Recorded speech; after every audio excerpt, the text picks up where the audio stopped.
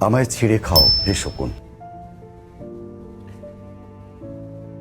হে সীমান্তের শকুন, এক্ষুনি ছিঁড়ে খাও আমাকে।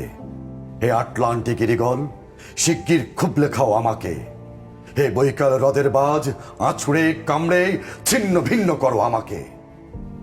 আমার রক্ত রসে শুধু অসহায়ত্ব আর অভাব। কাগজের কামলারা তারে আদর করে মুদ্রাস্ফীতি ডাকে। ঋণের চাপে নীল হয়ে যাচ্ছে আমার অনুচক্রিকা। সংসার চালাতে অন্তরে হয় ইন্টারনাল ব্লিডিং। সংসার চালাতে অন্তরে হয় ইন্টারনাল ব্লিডিং। কি আশ্চর্য, তবু আমি মরছি না। ওদিকে দোজকের ভয়ে আত্মহত্যা করবারও সাহস পাই না আমি। খোদাকে বললাম, আমি মরতে চাই। তিনি বললেন, বেঁচে আছো কে বলল? সহস্রাব্দ উন্নয়নের সাক্ষী হিসেবে রাজা তোমাকে মমি করে রেখেছেন। বাজারে দীর্ঘশ্বাস ফেললে নাকি রাজ্যের ভীষণ বদনাম হয়।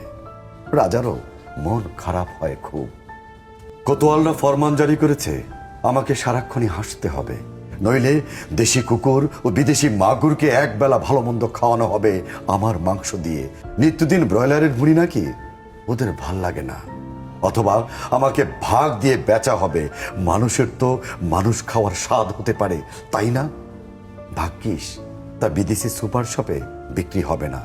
দেশি মানুষেরই তো হক বেশি আমাকে খাওয়ার। এ দোজকি যখন নিয়তি, তখন আমি উদাম হয়ে ডাকছি দুনিয়ার শ্রেষ্ঠ মাংসাশী বিহকদের। হে ঈগল, চিল ও ভয়ঙ্কর বাজেরা, হে সাম্রাজ্যবাদী সাহসী শকুনিরা, তোমরা F-35 এর মতো, MiG-29 এর মতো দল বেঁধে হামলে পড়ো আমার বুকে। আমার রান, থান, চক্ষু, কলিজা আজ সব তোমাদের গনিমতের মাল। দেশি সুর খুবলে খাওয়ার আগেই আমায় ইচ্ছে মতো ছিঁড়ে খাও তোমরা। দোহাই দোহাই, শুধু মস্তিষ্কটা খেও না আমার, তাহলে শীঘ্রই দাস হয়ে যাবে তোমরা।